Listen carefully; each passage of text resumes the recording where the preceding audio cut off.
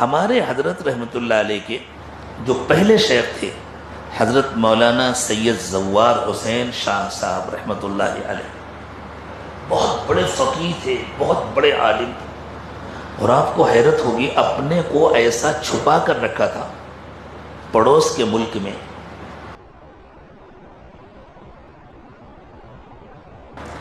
ایک سرکاری اسکول میں ٹیچر تھے، ممکن ہے دینیات کے رہے ہوں یا واللہ اعلم،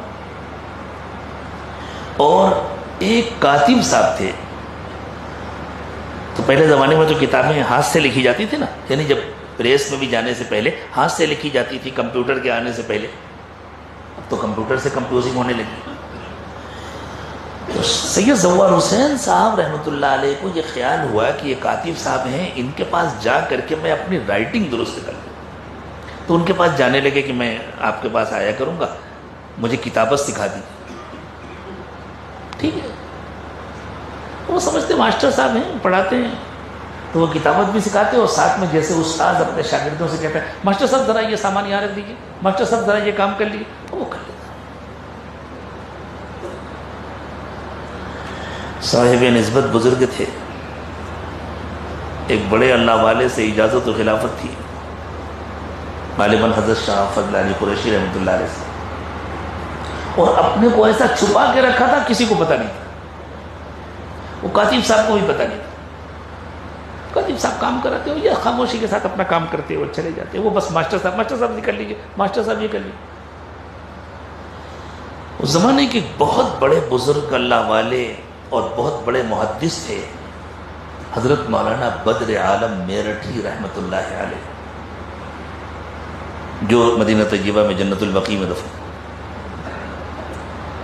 اور جن کے دفن کے بعد وہاں جو ترتیب ہوتی ہے جنت البقیع میں کہ ترتیب کے ساتھ قبریں دوبارہ کھودی جاتی ہیں، چکر چلتا ہے، تو جب وہ چکر آیا اور ان کے قبر کا نمبر آیا اور کھولی گئی تو پورا جسم کفن کے ساتھ صحیح سالم موجود تھا، چہرہ منور تھا، بند کر دیا گیا۔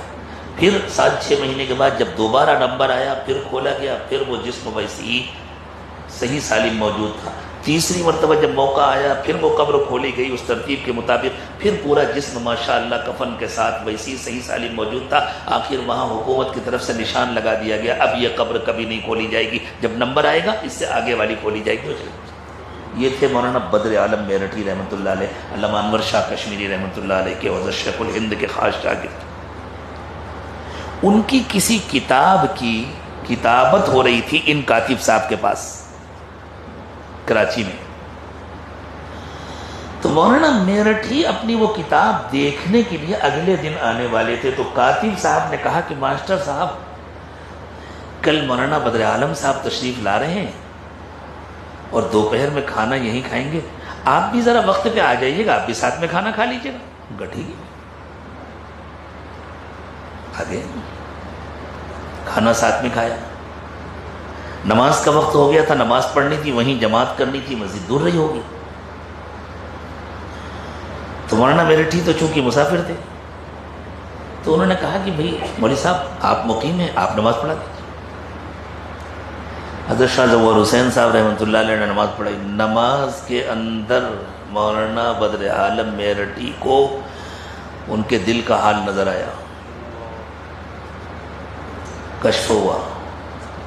سلام پھیرنے کے بعد کاتب صاحب سے ناراض ہو کر کے کہا کیا غضب کرتے ہیں آپ، کسی بندے کا تعارف تو کرانا چاہیے کہ آدمی بے ادبی سے بچے۔